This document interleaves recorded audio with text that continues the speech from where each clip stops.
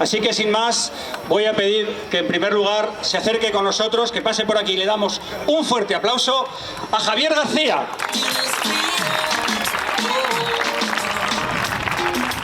Carlos Alocén.